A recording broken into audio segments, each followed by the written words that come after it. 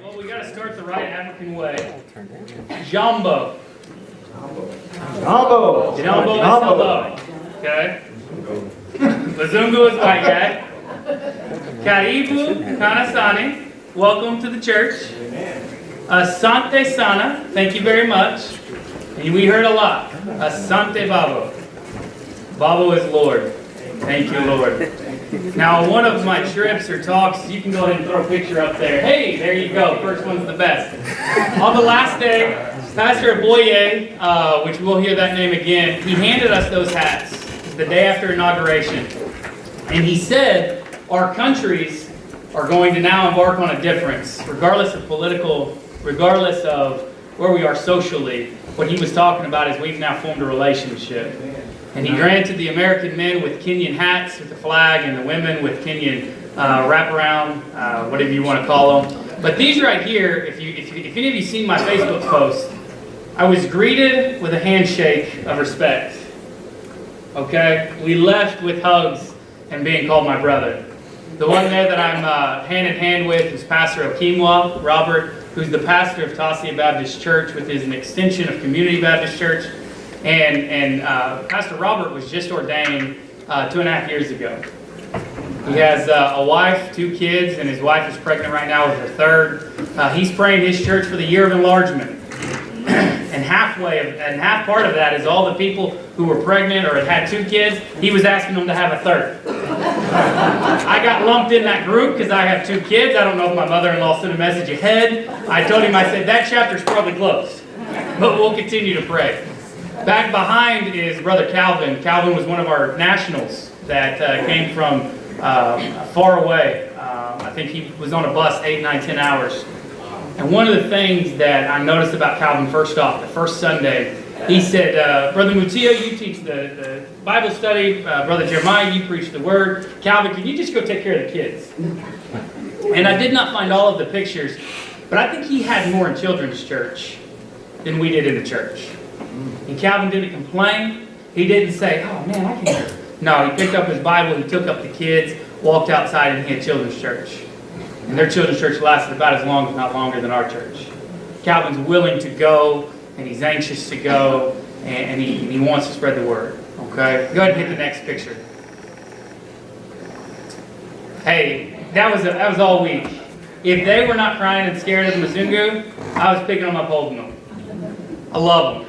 I was also told by my wife, if you find one with blue eyes, figure out a way to get them back home. Didn't find any with blue eyes, so they didn't come home. But no, the children, and I focus more on the children during my week than probably anything else. When I went to India, my heart broke because the condition that the people lived in India was just unimaginable. And I had learned about it, I had studied about it, I consider myself to be a pretty smart guy, but when you see it firsthand, it breaks your heart. But here's the thing in Africa that was different. They smiled. They were inviting. They were loving. They didn't care about what their surroundings were, they cared about God. And when we discipled them, which was the main goal of Connection, you've seen them grow even within the week. And the kids are the future. We know that, it's cliche, but let me tell you, I don't care if there's 15 adults and there's 70 kids in the church, they're teaching. I said this morning, man, one of our nationals, he was preaching. I mean, preaching. And I looked around and I'm like, there's like 2 adults here. But those kids were so intent taking notes. They want to know where to grasp on to go to the next step, to take their faith, their life to the next level. Go ahead and hit next picture. Right here, the basis of Connection. We have Pastor Okimwa. First couple visits, I shared the cube, and then I handed it off. This is Sister Nora. He said this was my first church member. She came from another village. She started with Tasia as soon as he formed Tasia Baptist Church, and he said she has been loyal by my side ever since. Her husband just got a job as a security guard at the airport, which he walks to daily, about a 45-minute walk. And let me tell you the commitment and loyalty. Nora served with us the first day. That night, Bernard worked all night long at the airport, and he was running late on Tuesday because he got off work, walked right to the church, and went with us all day to do visits, and then walked right back to the airport. Did not have sleep for 30 plus hours. They know the commitment of holy, holy, knock, knock, each door is a welcome heart. And one of the things that I heard is they went and they knocked. They were listening for the faint sound, Karibu, or the loud sound, Karibu, come in, welcome. But they were listening. And if they didn't answer, they were not disturbed, they were not bothered, they just went to the next door.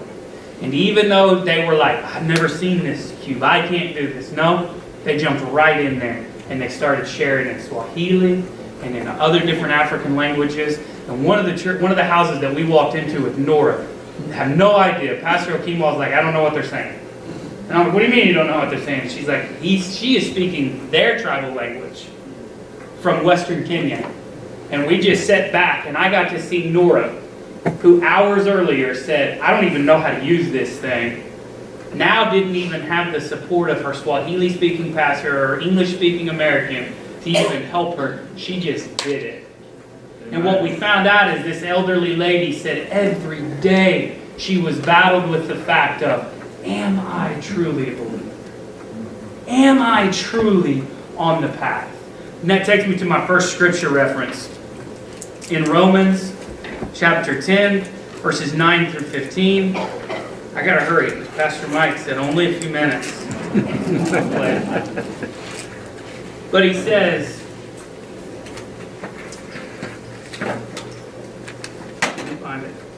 if you openly declare that Jesus is Lord and believe in your heart that God raised him from the dead, you will be saved.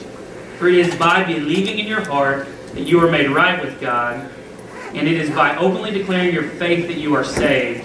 And as the scriptures tell us, anyone who trusts in him will never be disgraced. Jew and Gentile are the same in this respect. They have the same Lord who gives generously to all who call on him. For everyone who calls on the name of the Lord will be saved. Amen. And the amazing thing about that is it didn't matter what language it was in. It didn't matter if I understood or he understood or anybody understood for that matter. As long as they understood, they were believing and they were confessing, they're now a believer. And you can leave aside all the doubt, all the concern, all the worry of, am I really on this path? And we encouraged her to say, Satan, you're not going to get me anymore with your tricks. Because I know it in Swahili, Kauu, whatever it was, as well as English. I believe. And I have Jesus in my heart. Next slide. Right here, man, Wednesday morning. We tried on Monday. We tried on Tuesday. Finally got into Hope and Bright School in Soweto on Wednesday. More than 200 kids at this school. And they have a spiritual leader at this school. This was not a visit that we made to win souls. This was a visit we had to share the gospel. And one of the things that the spiritual leader told us is never, ever have these 200 kids heard the gospel presented the way that cube presented it. And they said, we trust that that message will continue to carry on. We trust that that is just another seed planted in these little kids' hearts. But I want you to catch the very two front people in that picture. Black hood, purple hood. Those are Muslim children. And listen, we took it to them just the same way. Amen. They are going to come up upon a time in their life where they are going to have to choose what is real and what is truth. Right now, they have the confines of a family that are telling them one thing and their school is telling them another. I'll fast forward to the very last visit I made. And it was a Muslim lady on a porch balcony washing laundry. She was not in her traditional garb. And my national, John, walked up to her and said, we'd like to have a conversation with you. They thought we were the Jehovah's Witness. We made that real clear. No, we're not wearing the traditional garb of Jehovah's Witness. We're here with Soweto Baptist Church and we'd like to tell you a story. And she said, no, I think we've got disbelief. And he said, well, tell me yours. Maybe you can convert me. How brilliant it was. It led to a 45-minute conversation that caused her neighbor to come to know the Lord. But not only that, this lady was throwing questions and questions, and as she got even more and more angry And how can you believe this? And how can you believe that? I just literally said, man, I'm not frustrated. I'm not mad and angry. Notice, I have nothing to be loud about. You're getting frustrated. You're getting loud. Why? Can I ask you why you're getting that way? And she said, you've got to understand, you're trying to change my whole entire belief system. Everything I've ever been taught, you're trying to change right now in this conversation. And I said, you know what? I know I'm not going to be successful. Me. But God is powerful. And let me tell you, this whole entire week I've knocked door to door to every one of your neighbors in Betasia, Riverbank, Soweto, and maybe all of that was for the opportunity to see you. And listen, I may not get to see you believe in Jesus Christ right now, but I want to welcome you to the church. Take all of your questions back to John and Samuel, and they will show you in Scripture where the truth is. And she kept getting hung up on the fact, how can a man have a baby? And I said, listen, I will tell you this. I left my family. I left my job. I left my kids. I flew halfway around the world to tell you that Jesus loves you. And that Jesus desires a relationship with you. Now, can I ask you one more question before we leave? She said, yeah. I said, are you willing to do that for yours? I said, you're on a balcony right now doing laundry and you're not even in your traditional dress. When was the last time you prayed? When was the last time you put your faith to the test? And at that point, she's like, I'm done. And that's when her neighbor walked out and said, you know, I've heard everything that you guys have talked about, and you have completely debunked her belief. But what you've done is you've created a new belief in me. And I was like, praise the Lord. That's the Lord's work. Listen, we weren't even there talking to her. She just heard. And I'm telling you, it starts with the kids. We were persistent. And when we left the school, we were so encouraged that we had just shared with 200 plus kids.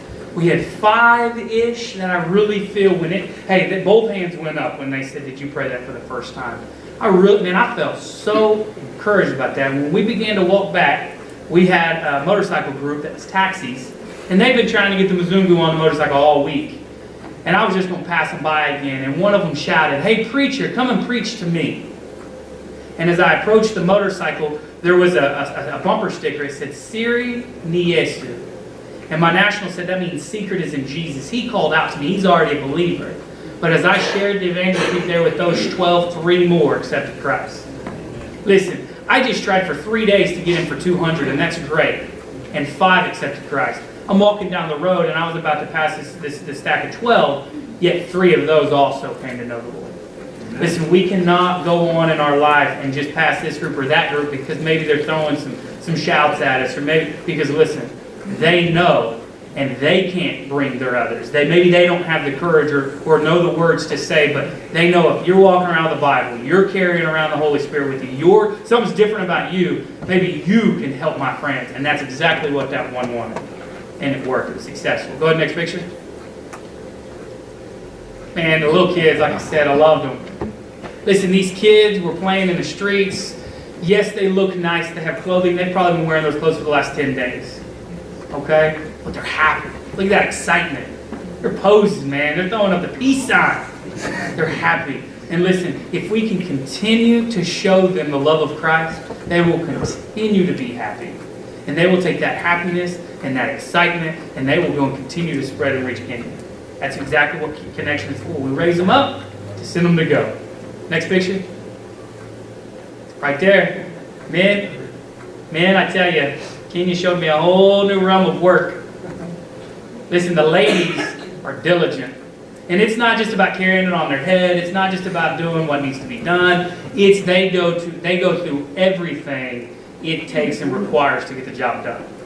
Listen, there was people who had stacks much higher than this one, but she's the one who let me take the picture. Let me tell you, they put men to shame when it comes to work. And I told my pastors in Nashville, man, y'all need to work a little bit harder. Girls are putting y'all to shame. But it just goes to show, she stopped right there because she noticed something different about us. And she wanted to know what church we was a part of and where we were going to be talking. When we opened tonight, when we opened the next night, was just Sunday. She wanted to know where she could go hear the word. Next picture. That got mixed in, but I'll go ahead and tell you. That's Naomi. That's Stephen's mom. 74 years old. Survivor of breast cancer. She's been on chemo and off. Listen, nothing's stopping her. She's still going. That church was a 2-bedroom shack in between 2 other places. And let me tell you, she was on those pastors like white on rice.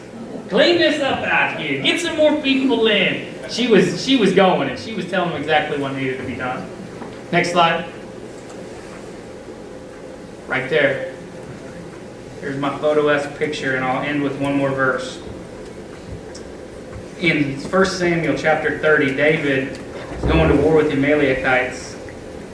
And it says in verse 23, "But David said, 'No, my brothers, don't be selfish with what the Lord has given us. He has kept us safe and helped us defeat the band of raiders that attacked us. Who will listen when you talk like this? We share and share alike. Those who go to battle and those who guard the equipment.'" It was not brought to my attention on this verse until the last day when Jim was telling us just how to go back to the States. And he said, you guys are excited. You guys had an awesome trip. Things happen. Listen, this is just one tree out in the vast plainlands of the National Forest of Nairobi. Yes, we got to see a safari. Yes, we got to see some great things. Yes, we had a blast. That's God's creation. Just because I went and shared in it, you guys came back here and you guys were guarding the church. You guys were praying for us. You were rising up in prayer against everything that would come against us. We share and we share alike. Whatever salvations we had that we take credit for being in the hands and feet of Christ to go, you too take advice or you too take credit in that. Because you were praying every step of the way. You were praying for the divine appointments. You were praying for the protection. You were praying for God's will to be done. And that's exactly what happened. So from Old Testament time with David till now, if it's you to go and you be called to go, go. If it's you be called to stay and pray, stay and pray. But do not pass up an opportunity that the Lord puts before you. I tell you, when we look at our level of commitment, yeah, I left, but guess what? I had vacation. The bills still got paid. I don't know really who had the best time. Me in Africa, my wife, because she got to spend the week with her friend, or her friend's mom who got the house to herself, was peaceful life. But I will tell you, when my pastor told me first day, he walks an hour from his house to the church. He doesn't take salary. He waits upon the Lord for his provisions. That's commitment. When our nationals get on a bus for 8, 9, 10 hours not knowing what to expect because they want to just know how they can spread the word of God, that's commitment. The churches that we partnered with this week already have plans in February and March to go to other parts of Kenya. That's commitment. They still need our prayer. And now we're in our season of praying for them. So the names that I've just talked about, the names that Mike was going to talk about, know that as long as you're lifting them up and you're praying for them, you're being prayer warriors on their behalf, you still get to share in their glory. Amen. Amen.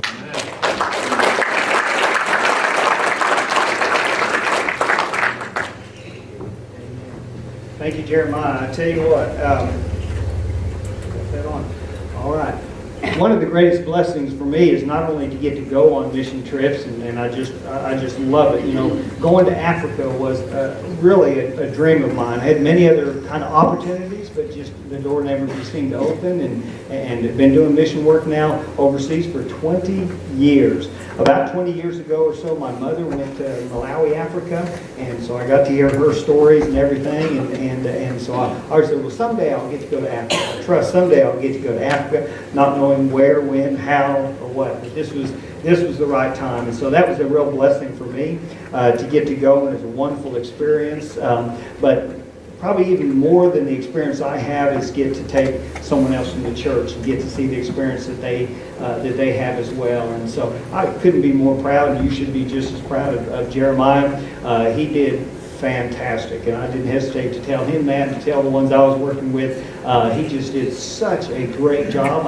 I didn't get to go to India with him, so this is only his second mission trip, and to be able to just jump right in there and just do it and push and go, and never a complaint, never a struggle or anything, just trusting the Lord and doing the stuff. So very pleased to work with him. and the church he worked at. I'm going to see, Evan, if we can back those slides up. You know, the first one you did of his, I don't know if you can go back to this, number S, or letter S on his. I want to show you his church. You just saw Restoration Baptist Church that Naomi, Stephen's mother, worked in. Just kind of pinned between two things. There we go. There's his church. First Sunday, we got over there, and there was 2 vans, and we divided 4 Americans in each van, and Jeremiah was in my van with me, and so they dropped him off first, and they pulled up to this little shed, this little shack, really, kind of in the middle of nowhere, and you couldn't hardly read the sign, but we figured out real quick, oh, there's your church. And I just thought, oh my gosh, what have I gotten Jeremiah into? Although I didn't get you into it, you chose. But I thought, well, I don't know what my church is going to look like, but we dropped him off, and I just kind of said, good luck. And this will be interesting. And he didn't flinch. He didn't say like, oh my goodness, or nothing. He just said, here I am. I'm ready to go. That thing had a dirt floor. You can't see, but right over his shoulder is the restroom facility. Which I did go in and check it out, and anyway, so wow. And if you see to the right of the picture, above the tin, it had air conditioning. So it had some gaps in there. If you left the window open, and it had air conditioning, which was not dust-free air conditioning. But and there was a church on the backside, some of the churches. So there's a little competition going, volume-wise and stuff. Did they have a sound system? They did, but the power crashed. Fortunately, because I could just be loud myself. Well, they don't know anything about volume control or anything. Everything full volume and everything. It was just wonderful. All right, if we can get back to my pictures, let's see. I'm gonna take a chance. I want to show you a video clip of get Evan to figure out where that is on there. Before you play that, let me just do a little setup. I debated whether to show you this or not. You know, one of the problems with mission work, especially Americans, I think figured out a long time ago, we're not there to make American Christians out of people. We're not even there to make Baptist Christians out of people. We're there to get souls into the kingdom.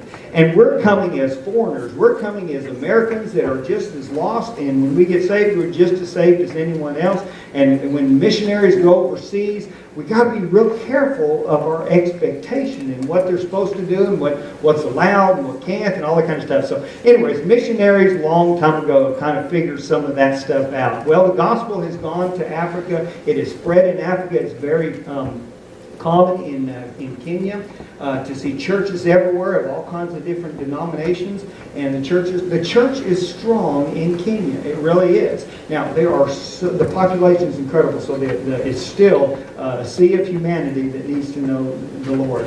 But as we dropped Jeremiah off, and he went to his church, and I went to see what my church was going to look like. Mine looked a little different than his and Naomi's, and so I kind of got a little spoiled there. But this is actually not the first Sunday I was there, but the second Sunday. And they worship a little bit different than us. Can you imagine that? Are you okay with that? All right? And you're going to hear me talking for a long time probably about how they worship in Africa. And I don't pretend that we're supposed to do it this way, but I wouldn't mind if a little bit of this rubbed off. Either my pastor, Pastor Mark, was not there the first Sunday, and the second Sunday he was there, and you'll see Mark in here, and one thing he kept saying, I'm happy. Are you happy? I'm just happy. And he's so animated, he was so happy, and he had a death in his family, had been out of town, missed the first Sunday of this project and everything. But man, did we have a worship service coming back. And so I'm going to show you about a minute and a half of a glimpse of what worship was like in most of the churches there in Kenya. Is it there? We have to turn the volume thing up. You probably got that. Hopefully. That's Mark in the dark suit. Off to the side is the associate pastor. Water up at the far loft.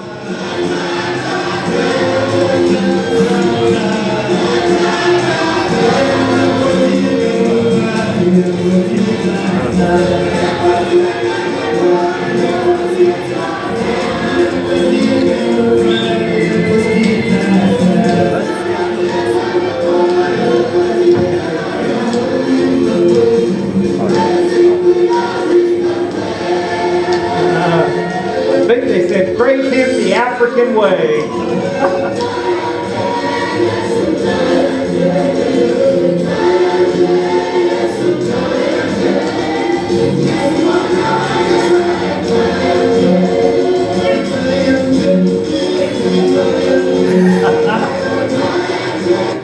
I was trying to get that shoulder thing they did. I can't even, I'm not even that smooth. I can't even get that. They've got like a beat in them and they just want to let it out. But what I was so impressed with is, that is very much their culture. So I understand that's a cultural thing.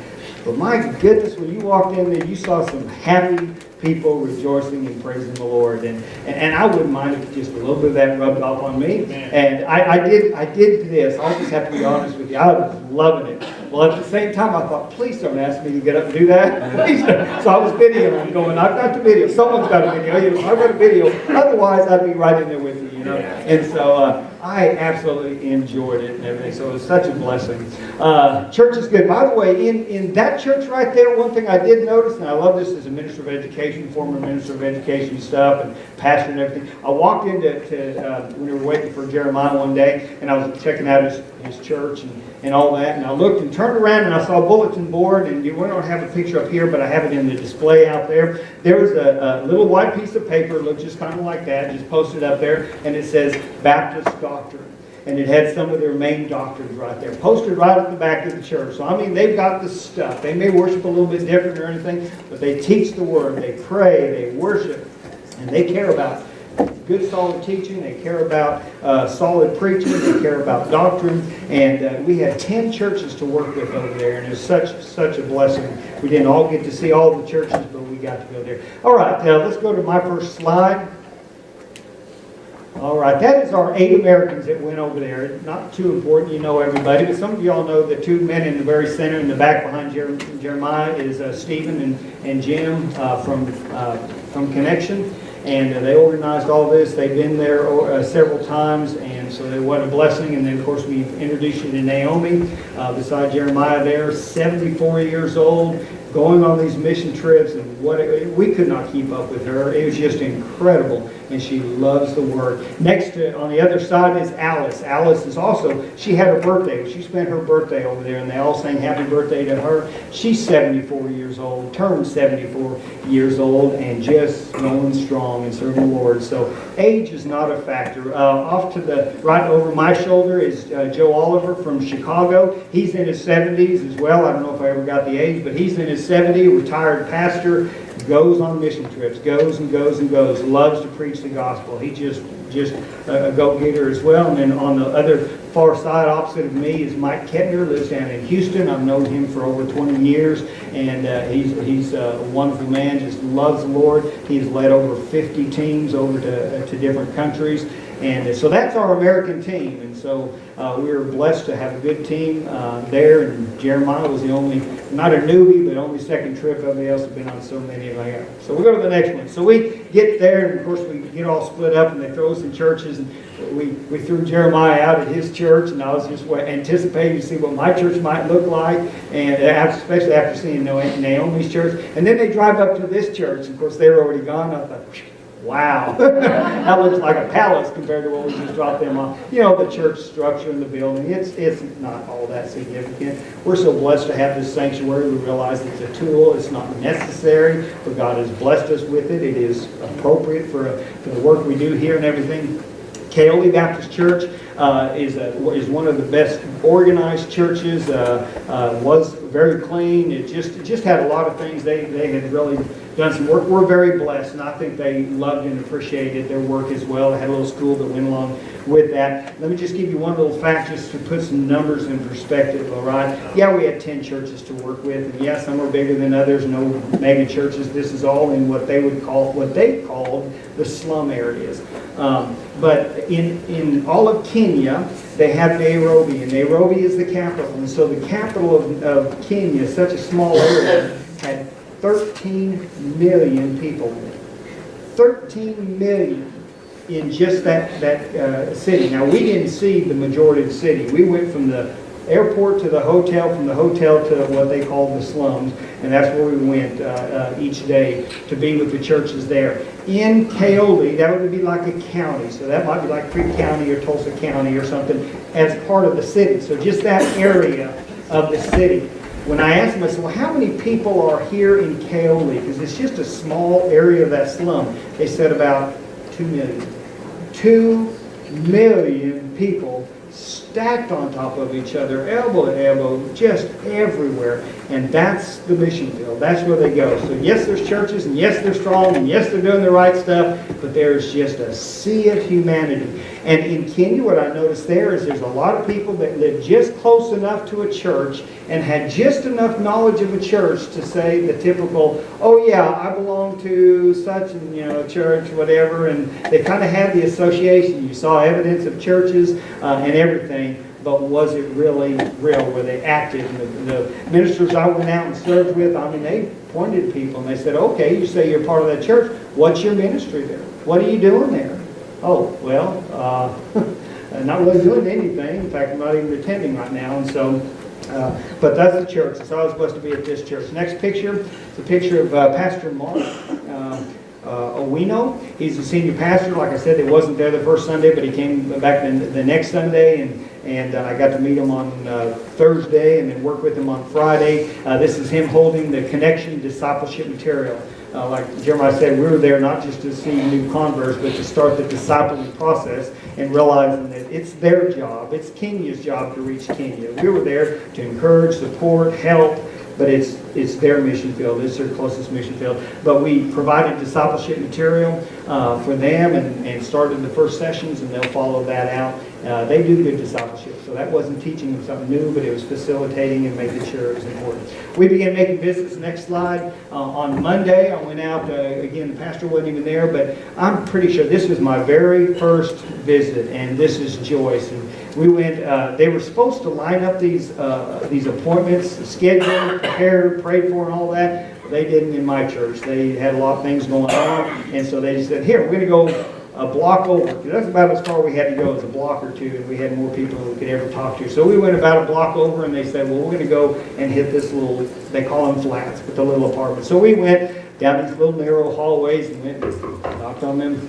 little metal doors to see if they'd come in and invite us in and let us talk to them. And so Joyce invited us in, and Jared and I talked to her, and there's her son, and after presenting the gospel, asked her if she'd like to pray and receive the Lord, and she said yes. So we got to see Joyce accept the Lord. I always love it when the first visit can go so well. You're kind of encouraged and move on. Next slide, I believe, if I put that in. Yes, okay, that's Joyce again, and then that's her friend Beatrice. And Beatrice was her friend. Well, when one gets it and rubs off and everything, and so we got a chance to talk to Beatrice as well. And Beatrice, her friend, prayed to receive the Lord. Of course, we invited them to the church and all that, so it was a great start to that. We got the next one, and okay, that is Joseph. Joseph did not accept the Lord, and I think it's always fair to remind you that not everybody does accept. And so, by the way, we had an opportunity to share the gospel with, we keep track of that as best as we can, with 3,900 and something individuals. So now that wasn't always one-on-one. If you had a school, sometimes you count a school. But I mean, that many people, almost 4,000 people heard the gospel. That's the success. Just that we go and present the gospel and leave the results up to the Lord, and we saw results. But Joseph was one that we talked to and just connected with. He was troubled. He was a troubled young man, and the guy that I was with could pick up on that. He finally, after he just kept resisting, he was listening, he was open, but he was not saying yes. And he says, "What's troubling you? What's troubling you?" So we got to hear a little bit of Joseph's story. He's a driver. That's what he does for a living, a taxi or whatever. There they have vans and stuff that they drive around. He's a driver. Showed us his little ID badge thing, whatever. And he had apparently, in recent days or months, whatever, had accidentally hit a young man. I don't know if it was a child or a teenager, but he had run over. I didn't get the story whether he killed the person, died or not, but he was being charged. He was being brought up and brought into court for that. And he said, "I just don't know what's going to happen. I may end up in jail." We talked to him about receiving the Lord, and he said he said, and this is interesting, but he said, I don't want to do that because if I did that right now, it would be just because I'm trying to get out of trouble, basically. And I don't want to do it for that reason. So we talked to him and encouraged him. We could tell he was not going to move. So we said, okay, you've heard the gospel. You understand this. You've not ever done that. Here's the prayer. We showed him the prayer. You don't have to pray that in front of us. But if you want to confess the Lord at any time, call out to him and he'll hear you. And then he wants to help you through those kind of things. So he does want to be there. You don't have to be alone. So man, that was first day all week long. I said, what about Joseph? What about Joseph? And so I have no doubt they got his number and everything. They'll follow up with Joseph. If you'd like to pray for Joseph, you're praying. If he hasn't accepted the Lord already, pray for that and then this trouble that he's in and this weighing heavy on his heart. Next picture. All right, this is Lynette. We got to visit with Lynette. She said, like many that we talked to, we ask them, have you ever, we go ahead and present the gospel, but then we say, have you ever done this? And they would often say, yes, I'm born again. Or yes, I'm a believer. And so we didn't just let them go with that. We said, okay, tell us about it. And so they would usually tell us, and some couldn't then, and you realize they were just using the terminology. But Lynette was one of those that clearly had received the Lord and so was excited. She said, oh, Jesus is everything to me, and began to tell us her story. She said, for 15 years, I've been barren and have not been able to have any children, and it's been heavy on my heart. And she said, women in Kenya that do not have children are very persecuted, and just struggle and suffer so much. And anyway, she had just recently found out she's pregnant after 15 years of trying. And she was praising God, and so we prayed over that baby, that the baby would be safe and be born and all that through that child God would receive glory. And then she said, but as you pray, please pray for the other women that find themselves in the same situation. So we know that's not new to Scripture, not new to situations. And so if you think of Lynette, just pray that she continue giving God the glory. Pray for that pregnancy, for that child, and for the other women as well. Next slide. The next day I went out with a different guy because the whole church abandoned me. They all had a funeral to go to. They had a funeral in the church. I left missing a funeral here to go to, they were having a funeral there, and it took the bulk of the church away a couple hours distance, so they left me there with Stephen. Stephen is the African version of Mike Peter, because he was the guy that moved the chairs around and made sure everything was all right and everything like that. He just did like all that stuff. Said, there's me in Africa. So anyways, they left Stephen behind to work with me, and so it's just me and him, no other teams going out or anything. And so Steve and I went out, and this was one of the visits. He tended to want to just stop people on the street, not go to the homes. And so he stopped these three guys and began talking to them, and I'm trying to read body language, which is always hard in another culture and everything. And so I figured I assessed the situation. And my assessment of the situation is Stephen kind of talked to them, and he did give me a chance to share a gospel presentation and then kind of hand it back over to him. And so as I said, okay, I've got this thing pegged. The guy standing up, he's not open. He just not feeling it. But those two guys, I think, there's a pretty good chance here. And so Stephen's talking to him. I thought, hey, we get two of them out of the three. That's not bad. So finally, he touched each one. He says, so how about you? Talk a little bit. Okay. How about you? Are you ready to receive the Lord or not? Okay, talk to him. Talked to the guy standing up, whose name is John. He said, how about you? So he talked to all three, and he turned to me and said, okay, John here, standing up, is ready to pray. These two, not yet. So I had to just stop and said, that's not, thank you, Lord, for Stephen. He figured this out. So John, in front of his two friends right there, prayed to receive the Lord. They heard him pray the sinner's prayer, and they saw him get saved and followed up, and he was not ashamed of that. So they got the gospel presented as well. They prayed for their businesses. They own a little thing to sell stuff right there. And so pray for John as a new Christian and for the influence he has on the others. Okay, next slide. On Wednesday, they changed things up and they sent us to a different church just for the one day. So on Wednesday, I got to go to what would be Jeremiah's church because they split him up the whole week. So he went to that other church there, and then he came to Soweto Baptist Church. And so I got to go there for a day, so I knew where he was going to be going. As we went and made visits there, we got to see the school and all that kind of stuff as well. But we went and made visits. Again, these are new people because this was new people I was working with. Just met the pastor, and all of a sudden you're out making visits with them, and they don't know you, and you haven't worked with them, and all that kind of stuff. You just trust God for all that. We were making visits, having some success and some rejections, and had a man saved. I didn't get his picture in here, but I got a picture of him. So we were seeing someone get saved, and we were excited about that. But we had another visit they had signed up for us to go minister to a woman who had just lost her husband and that kind of thing. So they said they don't have much time, but they were pretending like they were watching the time. We got to finish up here. So they notified Naomi, who was with me on the other side of the street, and said, Naomi, when you get done with that visit, don't make another one. And so we walk out of a visit and look down there, and she's talking to someone on the street. So rather than just wait, he said, well, let's talk to this lady. So he turns around and he talks to this lady right here. This is Eunice. And he talks to Eunice, and she's standing at a little vegetable stand right there. And he starts talking to her, and I just didn't know how it was going. And he kept talking to her, and finally he said, okay. She said she would listen to us, but she wants to go into her house. And so I thought, we don't have time, I'm watching the time, I'm being Stephen over there, keep track of the time. Well, we went into Eunice's house, and I just thought, this is just not one for me. I just need to sit this one out. So I told the visiting pastor that was with us that day that I just met, I said, no, why don't you take this? Why don't you just share with her or whatever and see what the deal is? So he talked, and I just watched and prayed and listened. Finally, Eunice began to say some things, and Noah said she's ready to pray to receive the Lord. So we all stood up, and Noah led her in that prayer, and she received the Lord. Then I got the details, and he began to tell me in front of her what the story was. And Eunice said that she had lost her husband. She's a young lady, but had lost her husband recently, and he died and left 4 children. And she said, I just can't hardly even survive.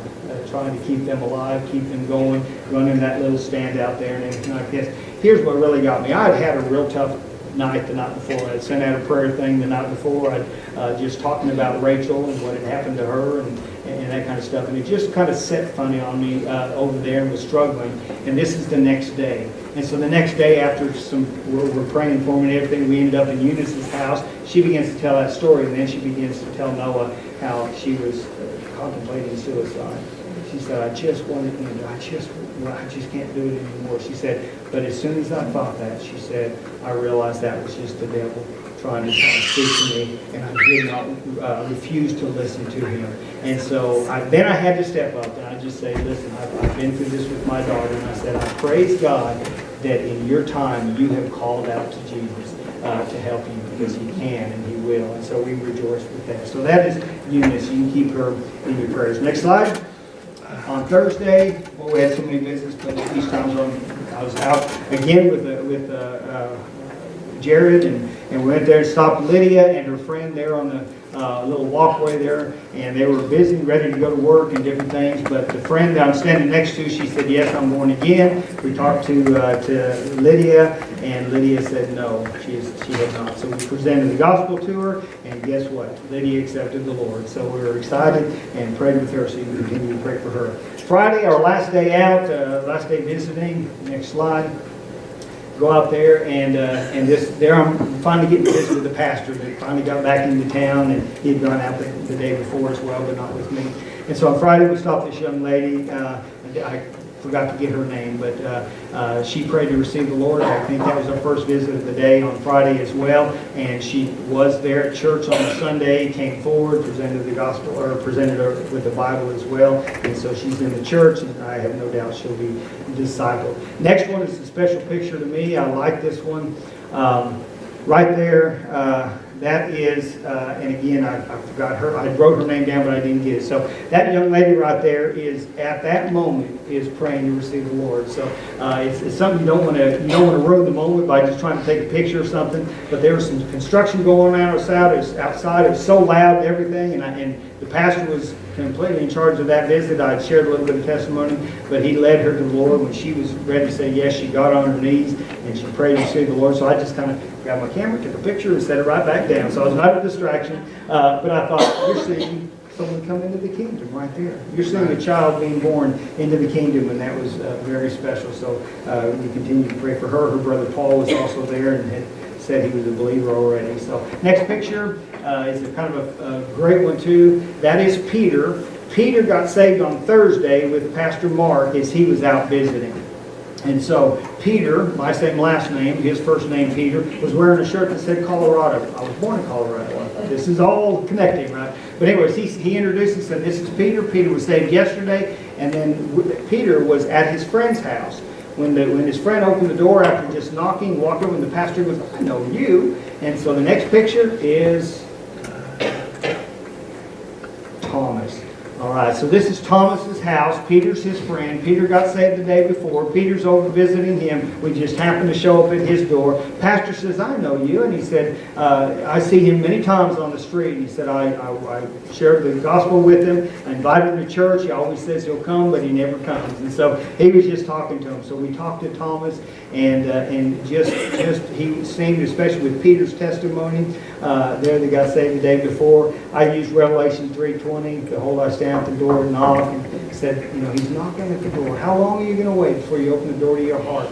And so when he was ready, and the pastor knew it, he said, are you ready to pray? And Thomas said, yes. Thomas said he's been a drug dealer. He's just had issues. He's struggled, and he was a hard sell, but he was ready. When he got on his knees there in his living room in front of Peter, and he began to pray, the pastor come over here like he did that young lady, laid his hand on him, began to pray for Thomas and pray for God to bless him and to hear his plea and everything. Before it was all done, Thomas was crying and the pastor was crying. I glanced up and I said, man, there was tears dropping. It was just awesome.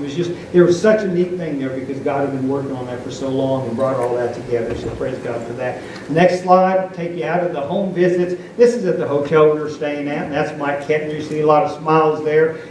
When we walked in after we came back together at the hotel in the evenings, Mike Kettner told us that the young lady off to the right there had the night before had already received the Lord. He had presented the Evangelique, and she had already received the Lord. And that young man was saying, me, when's my turn? I want to see it. And so I just took a picture and said, he's getting saved. I'll go to bed. So I just went on and I thought, it's going to happen, and it did. So we had a great opportunity to be a witness. The hotel staff was wonderful, and we just, I think, use that as an opportunity as well. Okay, a couple quick pictures, just a little taste of Africa. I said we didn't see any white people while we were there, but then I took a picture of this little girl playing in the dust, and I said, she almost could pass as a white person, so not a Mzungo, but anyways. And then she had a brother, I take it. Now the next picture is the brother. I think he might have had something to do with it, all right? So his hands were dirty, but his face was clean. So anyways, one of them get in trouble when they get home. All right, that may be all the pictures. Let's see, is there any pictures? That's it. All right. Well, I don't want to end there. I just want to tell you, it was easy in some ways, and it was hard in another. Such a blessing. But it couldn't have happened without prayers.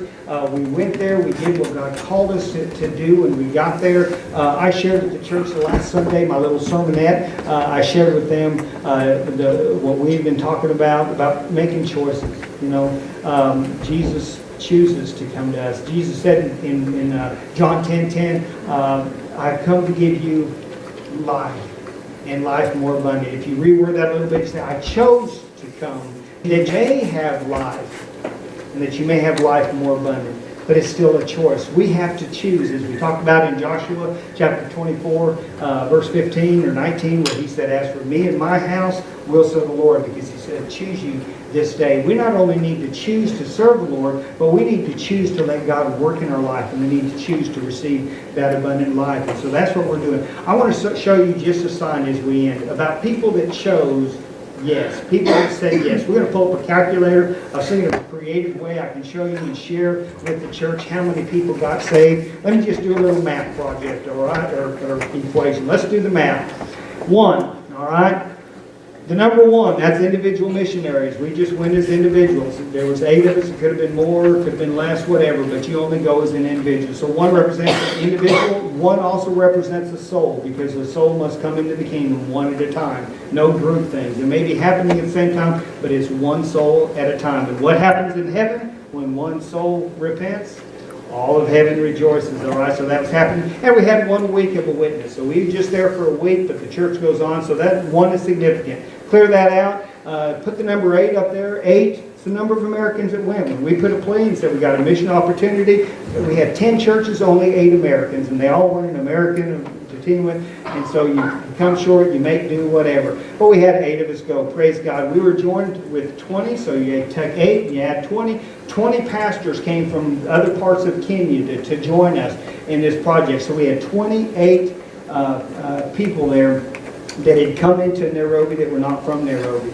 And some of them had 8-hour bus rides to get there, but they were committed to go where God was working and to join us. So we had 28. Well, if you add the 28 there that were outsiders, came into these 10 churches, and each one was partnered with someone else, so 28 plus 28 equals what?